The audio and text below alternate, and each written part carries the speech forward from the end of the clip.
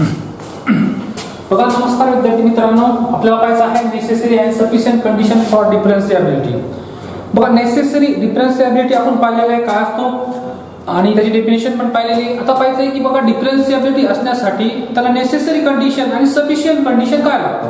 बघा, नेसेसरी म्हणजे काय, त्याला कंपल्सरी ही कंडिशन पाहिजे आणि सफिशियंट म्हणजे काय, जरी ही कंडिशन झाली तरी तो डिफरन्शिएबल होऊ शकतो. तर बघा, इथं आपण पाहूया आता एक एक necessary and sufficient condition for differentiability मध्ये की फर्स्ट जो आहे नेसेसरी कंडिशन पाहूया आपण.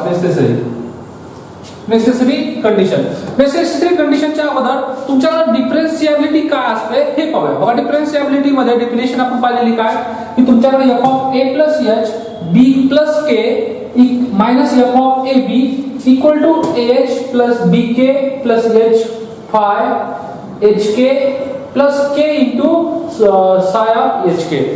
ह्या पद्धतीने जर तुमच्याकडे असेल तर त्याला आपण डिफरन्शिएबिलिटी म्हणू शकतो. आता याच्यामध्ये बघा, a b हे कॉन्स्टंट आहे, h आणि k एक नंबर आहे, स्मॉलेस्ट नंबर, तो बी h k टेंड्स टू 0 असतो आणि a आणि b एनी नंबर्स म्हणजे कॉन्स्टंट काही असू शकतो तो, आणि फाय आणि साय is any function of h आणि k. म्हणजे तुमच्या फाय आणि साय, जसं आपण फंक्शनला नाव देतो f, तसंच काय केलेलं आहे, एक फंक्शन, दोन फंक्शन आहे आपल्याकडे काय, फाय आणि साय. हे असं काही वेगळे नाही, जसं आपण f ऑफ x y म्हणतो तसंच इथं काय आहे, f ऑफ f साय आणि फाय फंक्शन. तर बघूया आपण याचा प्रूफ बघायचा आपल्याला. तर प्रूफ मध्ये फर्स्ट आपण ह्या थेरमचा मिनिंग बघूया काय की तुमच्याकडे f of x be a real valued function. आता तुम्हाला विचारलं की कोणी रिअल व्हॅल्यूड फंक्शन म्हणजे काय, तर तुम्ही काय सांगणार, रिअल व्हॅल्यूड फंक्शन म्हणजे की ज्या फंक्शनची रेंज ही रिअल मध्ये जाते. आता तुम्हाला माहिती आहे कोणते कोणते सेट आहेत, रिअल, कॉम्प्लेक्स, इंटिजर्स, रॅशनल नंबरचा सेट, इरॅशनल नंबरचा सेट. आता रिअल व्हॅल्यूड, कॉम्प्लेक्स व्हॅल्यूड. आता कॉम्प्लेक्स व्हॅल्यूड बद्दल तुम्ही काय म्हणणार की एखाद्या फंक्शनची रेंज ही कॉम्प्लेक्स मध्ये जात असेल तर तुम्ही काय म्हणायचं त्याला की हे फंक्शन कॉम्प्लेक्स व्हॅल्यूड फंक्शन आहे. सपोज मी म्हणतो एखादा मी चव्हाण आहे, एक सेट आहे, जर एखादी रेंज जर चव्हाण सेटच्या मध्ये कंटेन होत असेल तर मी त्याला काय म्हणणार, चव्हाण व्हॅल्यूड फंक्शन. ओके, मग तुम्ही आता हे रिअल व्हॅल्यूड फंक्शन म्हणजेच काय की रेंज, आता मला रेंज म्हणजेच काय की फंक्शन मधल्या म्हणजे डोमेन मधल्या कोणत्या कोणत्या एलिमेंटला इमेज भेटलेली आहे. जो इमेजचा सेट असतो इन कोडोमेन मधला त्याला काय म्हणतो आपण, रेंज ऑफ फंक्शन. आणि रेंज जर रिअल मध्ये गेली तर म्हणतो रिअल व्हॅल्यूड फंक्शन. तर इथं बघा काय आता रिअल व्हॅल्यूड फंक्शन डिफरन्शिएबल आहे. काय तो डिफरन्शिएबल आपल्याला गिव्हन आहे. जर एखादा फंक्शन डिफरन्शिएबल असेल तर त्याला काय होऊ लागेल की त्याचा f of x y is a continuous. म्हणजे फर्स्ट तो फंक्शन कंटिन्युअस असेल तरच तो काय होतो, डिफरन्शिएबल. जर एखादा फंक्शन जर कंटिन्युअस नसेल तर तो कधी आयुष्यात म्हणजे आयुष्यात कधीच तो काय होणार नाहीये, डिफरन्शिएबल होणार नाही. मग डिफरन्शिएबल साठी पहिली कंडिशन काय आहे की तो काय झाला पाहिजे, आपला कंटिन्युअस असलाच पाहिजे. त्याच्यानंतर f ऑफ x ab आणि f ऑफ y म्हणजे partial derivative of x ab आणि पार्शियल डेरिव्हेटिव्ह ऑफ y हा तुमचा काय झाला पाहिजे, एक्झिस्ट झाला पाहिजे. कोणत्या पॉइंटला, ज्या पॉइंटला आपल्याला डिफरन्शिएबल चेक करायचं आहे. मी आता a, b वर चेक करतो म्हणून मला त्या पॉइंटवर काय पार्शियल डेरिव्हेटिव्ह एक्झिस्ट झाला पाहिजे. आता बघा नेक्स्ट, हे दोन कंडिशन आपल्याला प्रूव्ह करायचं आहे. कधी, ज्यावेळेस डिफरन्शिएबल असेल फंक्शन तर. आता डिफरन्शिएबिलिटी असेल तर आपण काय म्हणणार आहे, बघा आपण काय म्हणणार आहे की डिफरन्शिएबल आहे म्हणजेच काय, दिस डेफिनेशन होल्ड आहे. म्हणजे आपल्याकडे गिवन काय असेल, आता हे गिवन आहे आपल्याकडे, आपल्याला दाखवायचं आहे ह्या दोन कंडिशन, ह्या कंडिशन वरून फंक्शन कंटिन्युअस अँड त्याचा पार्शियल डेरिव्हेटिव्ह एक्झिस्ट होतो. आता फंक्शन कंटिन्युअस असणं म्हणजेच काय बरं की फंक्शन कंटिन्युअसची डेफिनेशन काय की त्या पॉइंट फंक्शनच्या लिमिट आणि त्या पॉइंटची व्हॅल्यू जर दोन्ही इक्वल येत असेल तर आपण काय म्हणतो की फंक्शन जो आहे तुमचा कंटिन्युअस आहे. फॉर एक्झाम्पल बघा की लिमिट, सपोज मी काय म्हणतो इन वन व्हेरिएबल मध्ये x tends to a f of x equal to f of a. म्हणजे बघा हा फंक्शन कंटिन्युअस कधी बनणार मी, कारण f ऑफ a म्हणजे फंक्शनची व्हॅल्यू त्या पॉइंटवर आणि त्या पॉइंटवर लिमिट, हे जर दोन्ही इक्वल आलं तर मानतो फंक्शन कंटिन्युअस आहे. आता सिमिलरली इन टू व्हेरिएबल मध्ये काय झाले, limit x y tends to a, b. आता हे a, b वर हे फंक्शन कंटिन्यूअस कधी असेल f of x, y equal to f of a, b. म्हणजे f ऑफ a, b ची व्हॅल्यू आणि त्या फंक्शनचे लिमिट जर दोन्ही इक्वल आलं तर फंक्शन तुमचा काय असतो, कंटिन्यूअस असतो. मग आपल्याला काय करायचं, आता हे 2 व्हेरिएबल मध्ये चालू आहे, मग आपल्याला कोणती डेफिनेशन होल्ड झाली पाहिजे कंटिन्यूअस साठी, दिस. म्हणजे ह्या डेफिनेशनचा वापर करून आपल्याला दाखवायचं आहे की हे कंटिन्यूअस आहे. तर सिमिलरली पार्शियल डेरिव्हेटिव्हची आपण डेफिनेशन पाहिलेली आहे. पार्शियल डेरिव्हेटिव्ह तुम्ही मागचे लेक्चर बघून घ्या, तिथं partial derivative f of x y, f of x काय असतो, f ऑफ y. पण आपण हायर ऑर्डरची पण पाहिलेली आहे, f of xx, f of x square, f of yy, f of xy, f of yx. हे अशा पद्धतीने पाहिलेले आहे. तर बघूया आता आपण ह्या थेरमचा प्रूफ. आता आपल्याकडे गिव्हनच आहे, डिफरन्शिएबल आहे, तर हे डेफिनेशन वापरायला काही हरकत नाही. तर चला प्रूफ करूया आपण. प्रूफ मध्ये बघा, फर्स्ट लेट आपला गिव्हन काय आहे, f of x, y be a differentiable function at कोणत्या पॉइंट वर आहे, a, b पॉइंट वर आहे. हे डिफरन्शिएबल गिव्हनच आहे. त्याच्यानंतर बघा, अँड मी काय म्हणतो, a plus h and b plus k be a point in a neighborhood of a, b. बघा इथे नेबरहूड ऑफ a, b म्हणजेच काय की a, b तुमचा इन ग्राफ मध्ये xy प्लेन वर जर a, b कुठं असेल तर त्याचा नेबरहूड कसा असेल बरं, की बघा इथं मी डायग्राम शिके मानूया की तुमचा हा xy प्लेन आहे. ठीक आहे, xy प्लेन आहे, मी याच्यावर एक पॉइंट घेतला a, b. तर a, b वरचा नेबरहूड कसा असेल तुमचा, असा गोल सर्कल किंवा असा पण असू शकतो जो की पूर्णपणे कव्हर करतो. आता बघा मी इन xy प्लेन मध्ये उभा आहे. आता मी xy प्लेन मध्ये उभा आहे. xy प्लेन म्हणजेच काय, तुमच्याकडे x ऍक्सिस आणि y ऍक्सिस. ओके, xy आता हे आजूबाजूनी माझ्या काय आहे, xy प्लेन आहे आणि मी a, b पॉइंट आहे. तर माझ्या नेबरहूडला म्हणायचं असेल तर मी एक छोटासा डिस्टन्स घेणार ह्या बाजूला. सपोज याच्या बाजूला टेबल आहे, मग इकडे असं राऊंडनी असं गोल, तुम्ही असं गोल पण असू शकतो किंवा आयतमध्ये पण असू शकतो किंवा तुमचं स्क्वेअर मध्ये पण असू शकतो माझा नेबरहूड. मी एवढा म्हणजे हा मी ह्या रूम मध्ये बंदिस्त आहे. म्हणजे ही रूम जी आहे माझी इन xy प्लेन मध्ये, ती काय आहे, माझं नेबरहूड आहे. ओके, तसंच ह्या a, b चं नेबरहूड काय असेल, एक सर्कल असू शकतं, एक छोटंसं नंबरिंग मध्ये, किंवा आयत असू शकतो किंवा स्क्वेअर असू शकतो. तर हे मी इथं लिहून घेतलेलं आहे. आता याच्यानंतर बघा आपल्याला ही डेफिनेशन वापरायची आहे डिफरन्शिएबिलिटीची. तर इथं काय मी f of a plus h b plus k ती डेफिनेशन वापरतो मी का, कारण डिफरन्शिएबिलिटी आहे. Minus f of a, b equal to ah plus bk plus h of phi of hk plus psi of k into psi of hk. Okay, हा ही definition आहे आपल्याकडे. आता कशाची, डिफरन्शिएबिलिटीची. का घेतलेली आहे तुम्हाला क्वेश्चन पडेल का, कारण की आपल्या थेरम मध्ये हे गिवन आहे. इफ जर असं असेल तर आपल्याला प्रूव्ह करायचं आहे त्या दोन कंडिशन. म्हणजे डिफरन्शिएबल आहे म्हणजे हे आहे, तर आपण प्रूव्ह करूया फर्स्ट. आता याच्यामध्ये जे आहे काय काय आपण where a and b are constant independent. ते काय कॉन्स्टंट आहे, काही असू शकतो, कॉन्स्टंट इंडिपेंडंट आहे, किती व्हॅल्यू असू शकते त्याची, of hk and phi and psi tends to 0 as a hk tends to 0. बघा इथं phi आणि psi म्हणजे काय, एक फंक्शन आहे आणि तो फंक्शन कसा आहे, तुमचा h आणि k जर 0 कडे जात असेल तर तुमचा जो phi आणि psi आहे तो पण 0 होऊन जातो. मी सांगतो की तुमचा phi आणि psi जर मी दोन्हीची व्हॅल्यू 0 पुट केली तर फंक्शन पूर्णपणे काय होऊन जातो, 0. म्हणजे h आणि k जर 0 कडे जात असेल तर तुमचा फंक्शन टोटली 0 कडे जातो. आणि a आणि b जो आहे तो कॉन्स्टंटच आहे. तो काही नंबर असू शकतो, 5 असू शकतो, 10 असू शकतो, मी पण असू शकतो. सपोज मी जर कॉन्स्टंट असेल तर मी पण तिथे येऊन जाईल. सपोज मी कॉन्स्टंटच नसेल तर मग मी a आणि b ची व्हॅल्यू कधी येऊ शकणार नाही. मला जर ए आणि बी ची व्हॅल्यू व्हायचं असेल इन डिफरन्शिएबल डेफिनेशन मध्ये, तर मला स्वतःला कॉन्स्टंट व्हावं लागेल, तरच मी त्या ए आणि बी ची जागा घेऊ शकतो. ए आणि बी ची जागा जर मी घेऊ शकत नसेल तर मी कॉन्स्टंट कधीच नसणार. कशामध्ये? इन या डेफिनेशन मध्ये. आता इथपर्यंत आलोय आपण. आपल्याला आता फर्स्ट प्रूव्ह करायचं आहे कंटिन्युअस साठी दिस डेफिनेशन.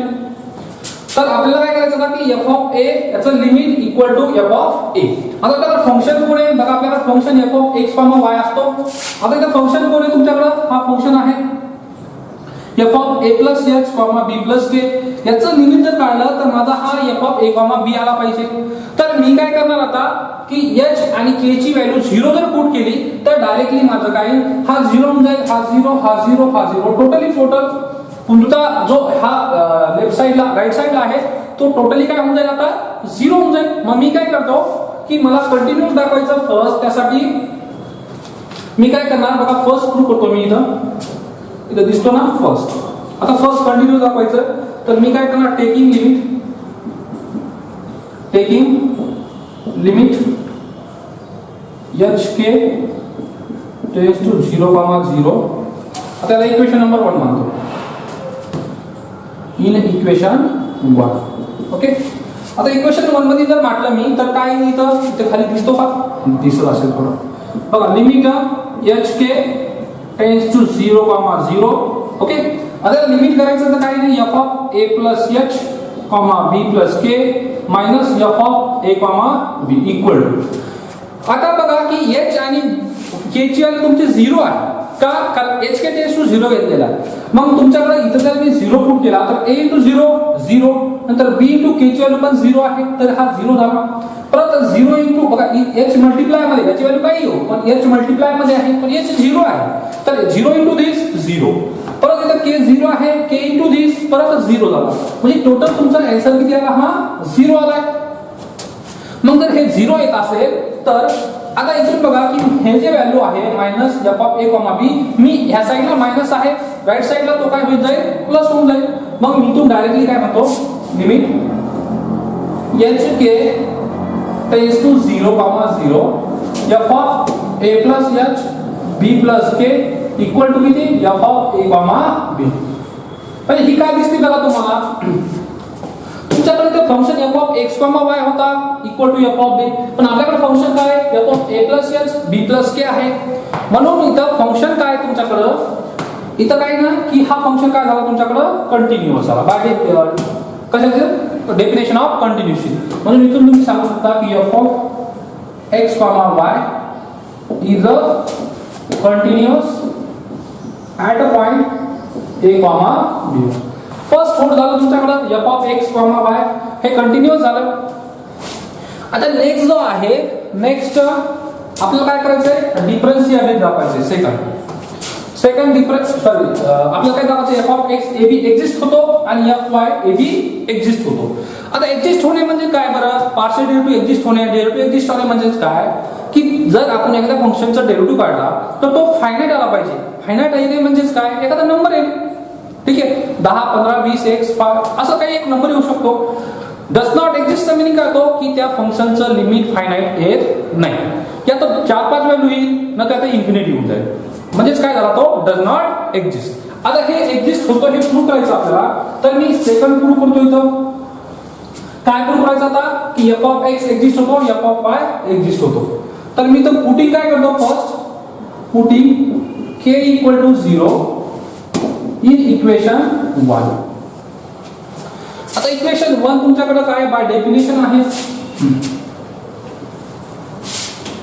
हे खूप इम्पॉर्टन्स आहे. हा तुम्हाला पेपरला येण्याचे 100% चान्सेस आहे. नेसेसरी आणि सफिशियंट कंडिशन फॉर डिफरन्शिएबिलिटी. त्याच्यामुळे मी हे जो टॉपिक आहे एकदम एक्सप्लेन करतो एक एक टर्म. आता बघा की पुट के इक्वल टू 0, काय करायचं, एक ही डेफिनेशन लक्षात ठेवायची. इथं ही डेफिनेशन लक्षात ठेवली तर तुमचं पहिलं तर continuously h k tends to 0 that directly मग कंटिन्युअस. इथं पण एफ ऑफ एक्स आणि एफ ऑफ वाय हे एक्झिस्ट करण्यासाठी इझी मेथड आहे. काय करायचं की एफ ऑफ एक्स एक्झिस्ट करण्यासाठी केला 0 करा. बघा आता मी केला 0 करतो, कशामध्ये पुट केलं, के इक्वल टू 0 दिस. आता जिथं जिथं के असेल तिथं 0 पुट करा, म्हणजे काही ना करा F of a plus H, बघा इथं बी प्लस के म्हणजे के ची व्हॅल्यू 0 आहे, तर इथं काय b minus f of a comma b equal to, similarly आता आपल्याला के 0 आहे म्हणजे ही टर्म पूर्ण 0 होऊन जाईल आणि इथं के मल्टिप्लाय मध्ये हे पण 0 होऊन जाईल. काय काय बघा की इथं के आहे, मग इथं के 0 हा के 0 टोटल मल्टिप्लाय मध्ये ही टर्म पूर्णपणे निघून जाईल. तर राहिलं काय आपल्याकडं A H plus H into five of H 0. बघा काय काय राहिलं की हे टर्म राहिलं H into five of H आणि हे परत 0. आता जर मी हा दोघातून एच कॉमन काढलं तर काय बघा f of a plus h comma b minus f of a comma b equal to, दोघातून एच कॉमन काढतो मी तर काय a plus phi of h comma k. फक्त हा एच मल्टिप्लाय मध्ये बघा इथं दोघात एच होता म्हणून मी कॉमन काढलाय. आता एच जो आहे इथं मल्टिप्लाय मध्ये आहे, इकडे आलो काय होईल डिवाइडला, तर f of a plus h comma b minus f of a comma b upon h equal to किती a plus phi of h sorry इथं 0 एच 0. आता हे बघा ही याला जर मी लिमिट पुट केलं तर ही पार्शियल डेरिव्हेटिव्ह ऑफ एक्स याची डेफिनेशन आहे. पार्शियल डेरिव्हेटिव्ह ऑफ एक्स म्हणजे एफ ऑफ एक्स ची डेफिनेशन बघा तुम्ही मागच्या लेक्चर मध्ये काय आहे की f of a plus h comma b minus f of a b upon h, हे काय तुमचं की पार्शियल डेरिव्हेटिव्ह ऑफ एक्स ची डेफिनेशन आहे. मग पार्शियल डेरिव्हेटिव्ह ची डेफिनेशन काढण्यासाठी विथ रिस्पेक्ट टू एक्स याला काय करावं लागेल लिमिट, तर मी taking limit on both side, taking limit as a h tends to 0. तर काय लिहिलं लिमिट h tends to 0 f of a plus h comma b minus f of a comma b upon h equal to a plus. आता बघा इथं h 0 झाला तर totally 0 0, h बी 0 k बी 0, तर टोटली तुमचं काय होऊन जाईल इथं 0. तर तुमच्याकडे राहिलं काय इथं मी तर लिहून टाकतो तरी पण फाय ऑफ 0 कॉमा 0.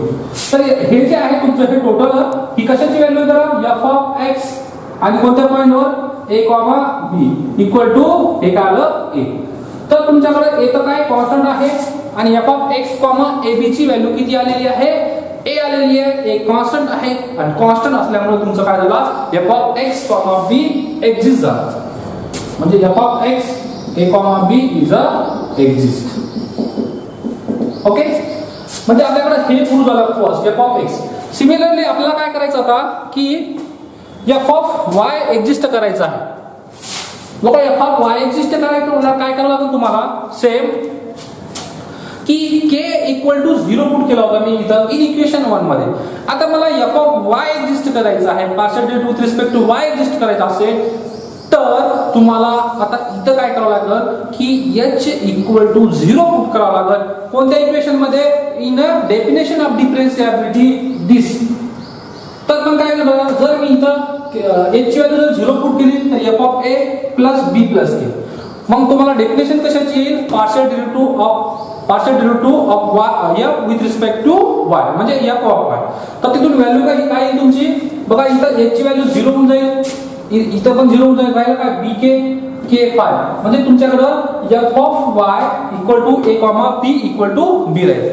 तर तुम्ही काय करा सिमिलरली मला ज्यावेळेस तुम्ही एक्झाम्पल देतात बघा काही मुलं हे स्किप करून देतात. आता हे जर मी डायरेक्टली जर कोणी मला नोट्स मध्ये दिसलं की डायरेक्टली आता f ऑफ y काढले, तुमच्या बुक मध्ये directly f of y equal to b लिहिलेलं आहे, पण एक्झाम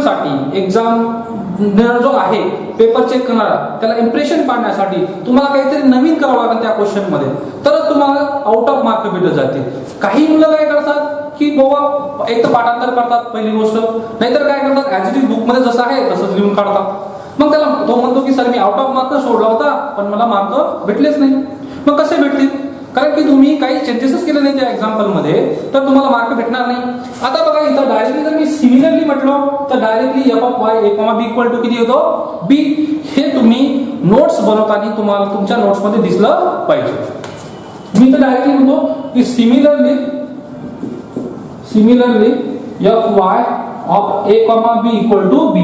तुम्ही हे सॉल्व्ह करायचं कुठून इथून पुट के. आता इथं काय करायचं h इक्वल टू 0 पुट करायचं इन इक्वेशन मध्ये आणि सेम सॉल्व्ह करायचं. ठीक आहे, म्हणजे तुमच्याकडे f of y a, b is a exist.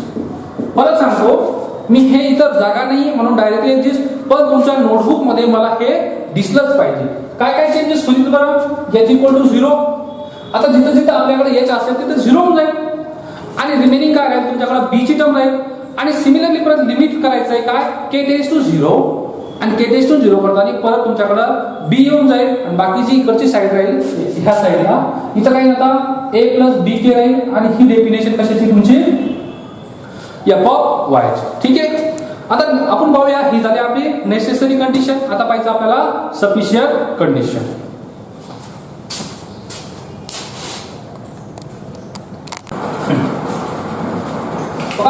आता काय पाहिजे. नमस्कार मित्रांनो, आता काय पाहिजे आपल्याला की सफिशियंट कंडिशन फॉर डिफरन्शिएबिलिटी पाहिजे आहे. मग आपण नेसेसरी कंडिशन प्रूव्ह केलेलं आहे. आता पाहिजे आपल्याला की सफिशियंट कंडिशन काय असते डिफरन्शिएबिलिटी. बघा तुम्हाला डिफरन्शिएबिलिटी जर पाहिजे असेल एखाद्या फंक्शनचं तर तुम्ही चेक काय करणार की फर्स्ट बघा की let f of x be a real valued function. आता पाहिलं आपण की रिअल व्हॅल्यू काय असतं in neighbourhood of a, b. Neighbourhood पाहिलं काय असतं बघा. फर्स्ट तुमचा f of x a, y and f of y a, b are in list. म्हणजे तुमचा हा एक्झिस्ट झाला पाहिजे.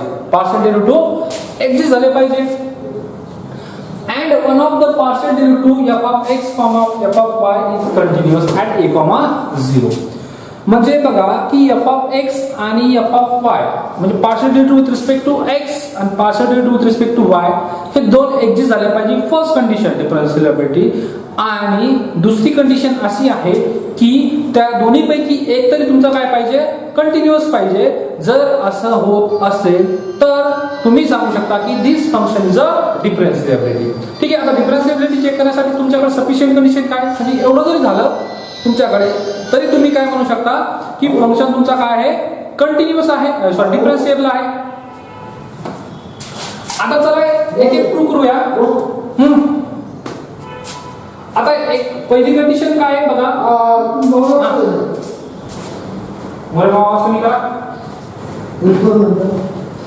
आता नेक्स्ट बघा की आपल्याकडे प्रूव्ह काय करायचं आहे की डिफरन्शिएबिलिटी प्रूव्ह करायचं आहे. आणि डिफरन्शिएबिलिटी प्रूव्ह करण्यासाठी आपल्याला डेफिनेशन काय आहे की तो f of a plus h, b plus k minus f of a, b equal to ah plus bk plus h of phi plus k of psi. ही होड झाली तरच फंक्शन आपलं डिफरन्शिएबिलिटी असेल. तर चला मग आता एक एक कंडिशन करूया, एक एक कंडिशन घेऊया. आता एक कंडिशन घेऊया काय f ऑफ x, y आणि f ऑफ y काय होतो आपल्याकडे एक्झिस्ट होतोय. मग आपल्याकडे आणि अजून दुसरी कंडिशन काय की एक पार्शियल डेरिव्हेटिव्ह एक्झिस्ट होतो. आता मी कोणताही एक पार्शियल डेरिव्हेटिव्ह काय करणार आहे कंटिन्यूअस दाखवणार. ठीक आहे, तर इथे चला घेऊया. फर्स्ट प्रूव्ह करायचं आपल्याला डिफरन्शिएबिलिटी दाखवायचे. तर f of x, y, b काय आपल्याकडे हे गिवन आहे, रिअल व्हॅल्यू फंक्शन आहे. अँड आता प्रूव्ह काय करायचं to prove that f of x, y is a differentiable at a point a, b. Differentiable दाखवायचं आहे म्हणजेच काय दाखवायचं आहे की that means f of a plus h, b plus k minus f of a, b equal to ah plus bk plus h phi plus k psi. आता आपल्याला माहिती आहे a आणि b काय कॉन्स्टंट आहे.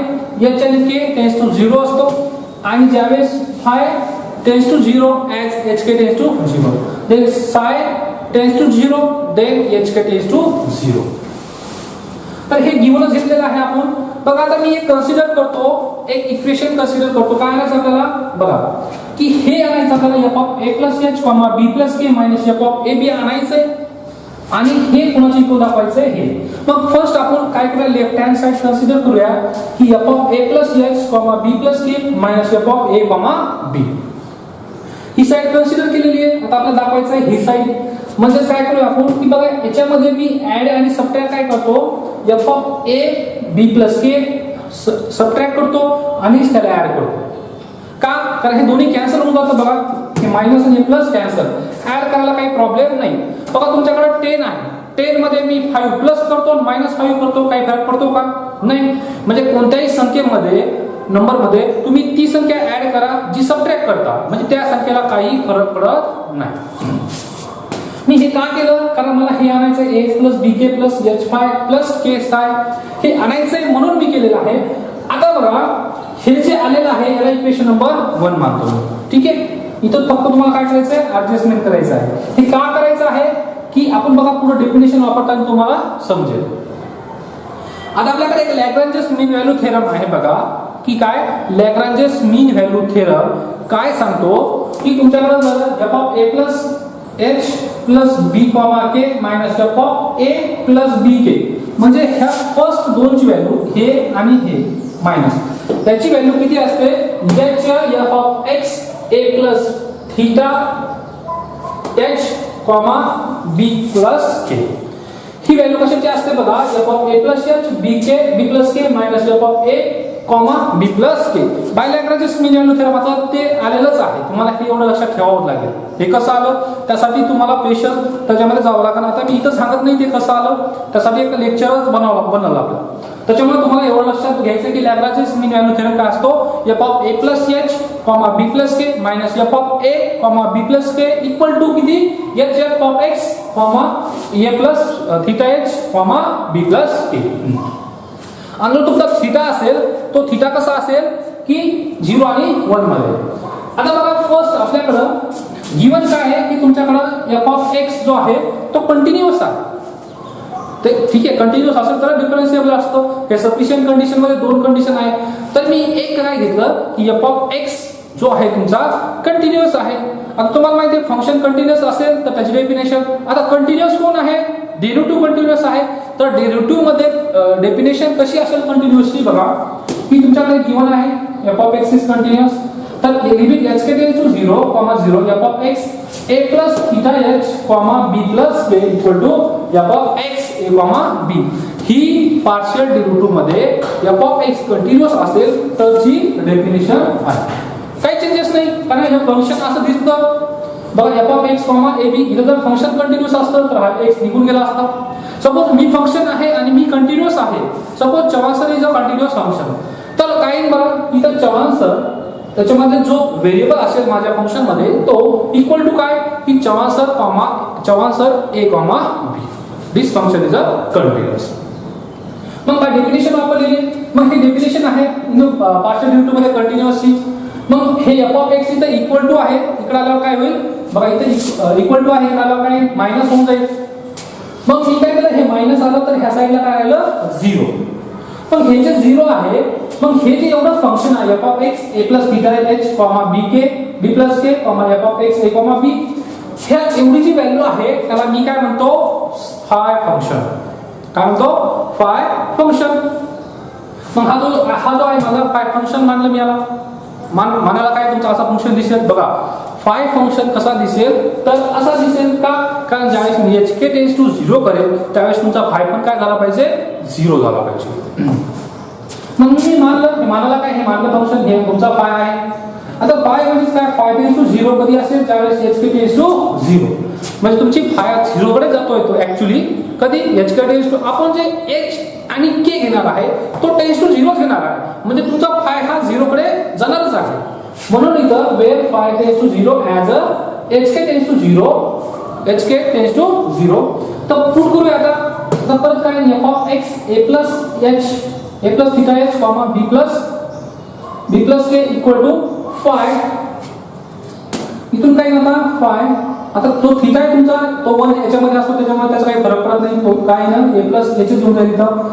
आता हा f of x a comma b आहे तो इकडे ए काय प्लस होऊन जाईल, म्हणजे काय आला फाय हा प्लस हा मायनस होता, इथं हा मायनस काय झाला तुमच्याकडे इथं प्लस झाला.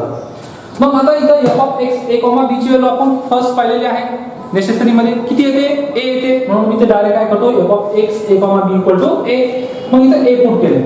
आता माझ्याकडे जी व्हॅल्यू आलेली ही तर काय ए प्लस थीटा म्हणजेच काय बघा, इथं जे व्हॅल्यू आहे f of x a plus theta h comma b k minus f of a b, ह्याची जी व्हॅल्यू आलेली आहे ती मी पुट करतो. आता काय बघा याची पुट करतो, आता हे ऍज राहील हे एच ला एच आणि f of x a plus h theta b k ची व्हॅल्यू किती आली आपल्याला फाय प्लस ए.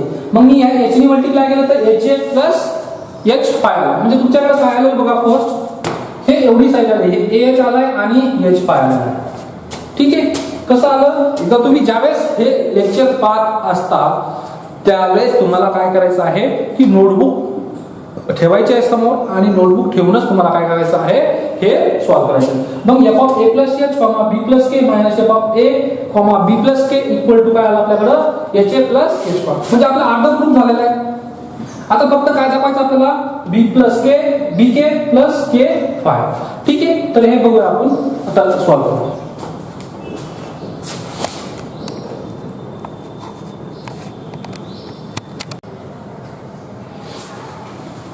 आता बघा नेक्स्ट आपल्याला काय प्रूव्ह करायचं आहे की b k plus k phi prove करायचं आहे.